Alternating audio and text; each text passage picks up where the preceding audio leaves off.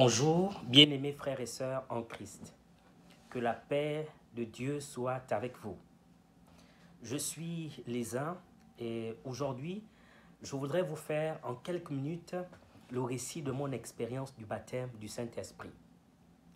Mais avant, je voudrais d'abord signaler que je suis converti en 2003, baptisé d'eau en 2005, puis mon expérience du baptême du Saint-Esprit va avoir lieu en 2009, 4 ans plus tard.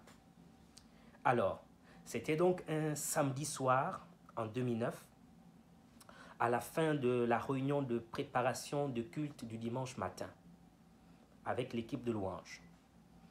Je me tenais donc debout devant l'ensemble des frères et sœurs, chantres et musiciens, puisque j'étais le modérateur de la réunion ce soir-là. Alors que j'étais donc là debout pour la prière de fin, l'une des sœurs va demander la parole pour nous interpeller sur la nécessité pour nous de bien prendre conscience de la responsabilité qui est nôtre en tant que conducteur de louanges dans la maison du Seigneur. La sœur n'avait pas fini son propos que je me suis tout à coup retrouvé en train de prier en langue.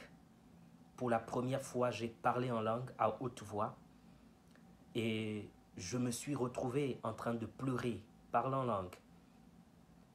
Puis tout à coup, je ne sais pas par comment, j'étais à même le sol. Les autres stupéfaits, parce que ça faisait un bon moment qu'on servait le Seigneur ensemble, jamais ils n'avaient vu ça. Et ils m'observaient assis, ils attendaient, puisque c'était moi le modérateur. Et cela a duré environ une demi-heure. Puis je me suis levé, tremblant, pleurant, et on a dû prier pour la fin, pour arrêter la réunion. Et la responsable donc de l'équipe de louange va me dire ceci: Lézin, n'aie pas peur.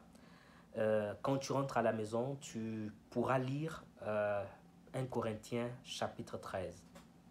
Donc je suis rentré à la maison et tout au long du chemin, ça faisait à peu près 20 minutes de marche. Tout au long du chemin, je sentais au-dedans de moi comme un nouveau zèle de prière. Je n'arrivais plus à prier en français.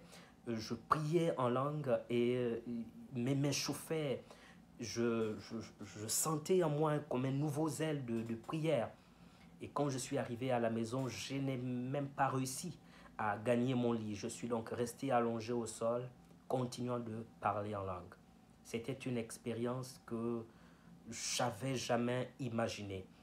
Vivre, d'écrire, je veux dire. Et donc cela a duré très longtemps, juste dans la nuit. Et c'était assez particulier.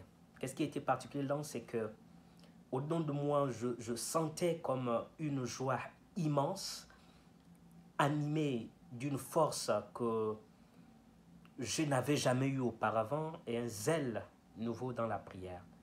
Et depuis ce jour, ma vie de prière avait pris une autre dimension.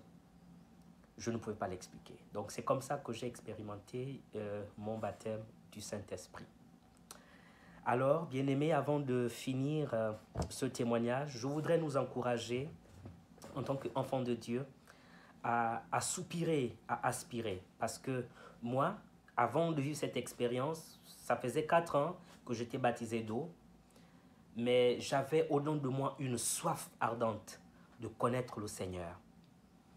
Et je crois que ça n'a été que la conséquence de cette soif de la connaissance de Dieu. Permettez-moi donc, pour terminer, de lire ce verset biblique pour nous encourager. Actes chapitre 2, au verset 1 jusqu'à 4. Je lis la parole de Dieu.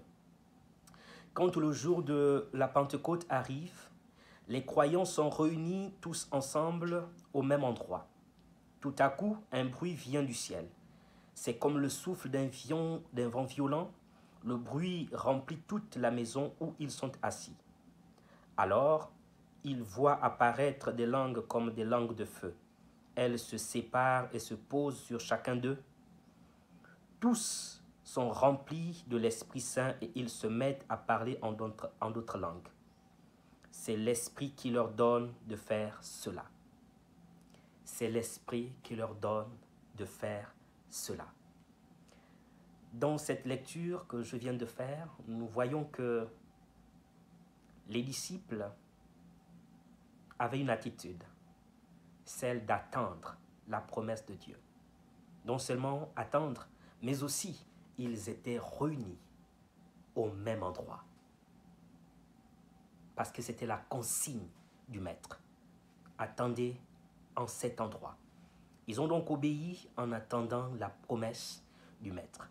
Et tant que on reste dans l'obéissance de la parole de Dieu, il risquera d'avoir un tout à coup dans notre vie. Un tout à coup qui viendra changer le cours de notre communion avec Dieu, le cours de notre parcours avec le Seigneur.